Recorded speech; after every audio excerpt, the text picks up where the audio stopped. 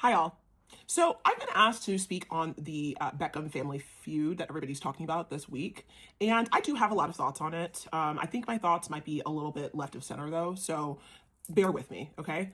I think that Brooklyn Beckham, in many ways, fits right into my kind of imperfect victim series here, and I'll explain why. Just as like a brief recap to remind everybody like what happened in case you didn't know. Earlier this week, Brooklyn Beckham dropped basically a nuclear bomb on Instagram, basically aired out his side of the family feud that's been bubbling under the surface for the past 2 years. We've all seen, there's been a lot of rumors, there's been a lot of blind items, unfollowed, there's wedding dress drama, but this time Brooklyn really aired out his side of the story.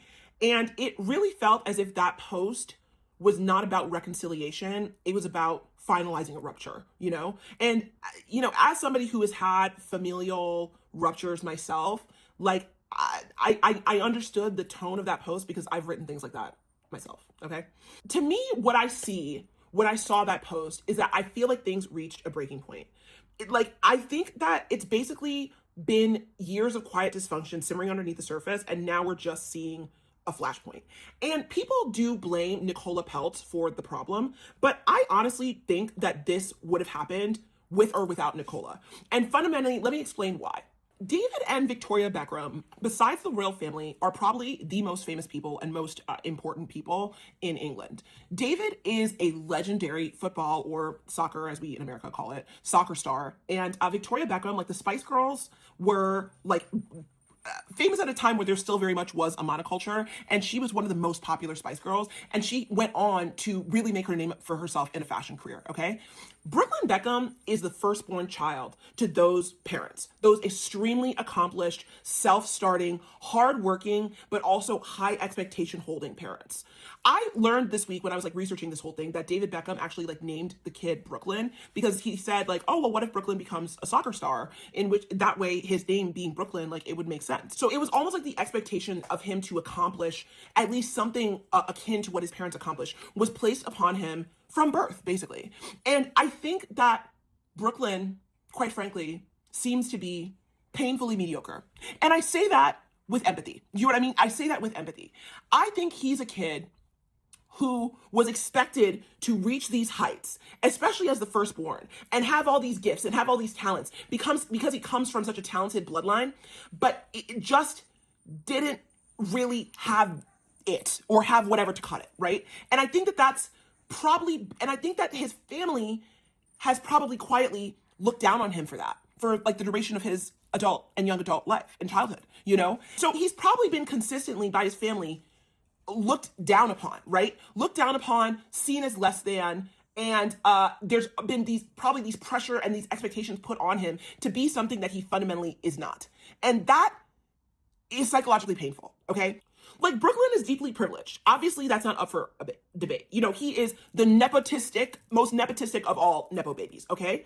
But just because you're privileged doesn't mean that you're protected from family trauma. In fact, being highly privileged creates a different set of familial traumas that families of less magnitude can't necessarily relate to.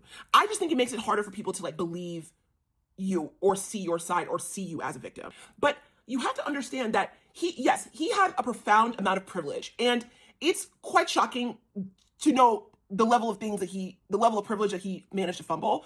But at the end of the day, some of us are just fucking average, girl. Not everybody is a star. Not everybody is the best at everything. Not everybody is meant to rise to these like incredible heights, right? And if someone just fundamentally does not have that sort of stuff in them, and you keep trying to push them into being something that they're not, they are going to become deeply resentful, deeply frustrated, deeply angry, and quite frankly, probably deeply hateful of you as well. You know what I mean? And with regard to Nicola Peltz, okay, is she a villain? Is she a life raft? I don't really know that girl, okay? I don't know, and I don't know anything about their relationship, and I've never like pulled tarot on her. I don't know anything about her energy. I've only seen her briefly in pictures, so I can't get a read on her. I really can't, you know? But what I do know is that some people say that she's controlling. Some people say that she's his escape. Maybe she's both, girl. Maybe she's both.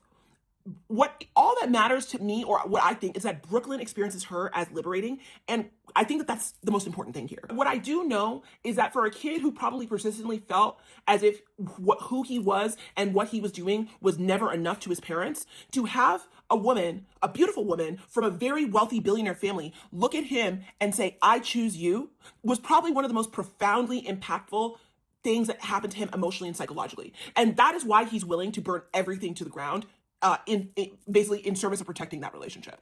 It makes sense to me, honestly. I can also understand why Brooklyn marrying somebody like Nicola Peltz, whose family is arguably more wealthy than the Beckhams, would create tension in a family unit where the family is trying to shape him to be a certain way. The Beckhams are an extremely powerful family, yes, but the Peltzes are also an incredibly powerful family. So it's probably a source of conflict and a power struggle for Brooklyn, the sort of black sheep child who the family still feels like they need to shape, to now have access to a family that's even wealthier than his. Of course, it's going to cause some bad feelings. And let me be clear, I'm not diagnosing anybody with narcissism, okay? But I do want to talk to you guys a little bit about a narcissistic family structure. In a narcissistic family structure, it's usually like the kids are triangulated against each other, and there's different roles. There's like the black sheep, the golden child, the lost child, okay? And I really think that Brooklyn feels very much like black sheep, lost child vibes. You know what I mean? And narcissistic family units are often obsessed with optics, and they will triangulate the siblings against each other, and they will perform these sort of power plays at emotionally significant milestones, okay? And that the reason why I'm bringing that up is because of the behavior around the wedding. Like the behavior around the wedding, and the fact that, like, I don't know, Victoria took away the dress, or didn't want to design the dress last minute, making Nicola have to scramble for a dress last minute, and then Mark Anthony only talked about Victoria at the wedding.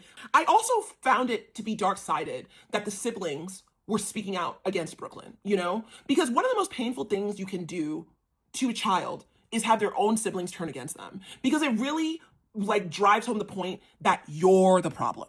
You're the problem, And I think that that is fundamentally dark-sided, right?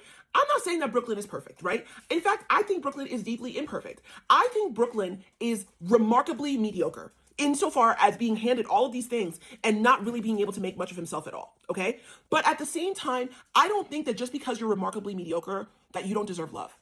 I think everybody deserves to be loved for who they are. And I think that I'm sure he has wonderful qualities. They may not be being the most accomplished, but maybe he's funny, or maybe he's is witty, or maybe, I don't know, maybe he's good at making Legos. I don't know, girl.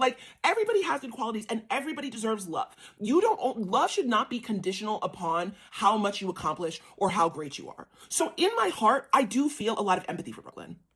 I think he probably spent his life trying to live up to David and Victoria's legacy, and I just don't think he could hack it. And instead of being allowed to be lost, he basically has been punished for not being exceptional, which is kind of sad, quite frankly.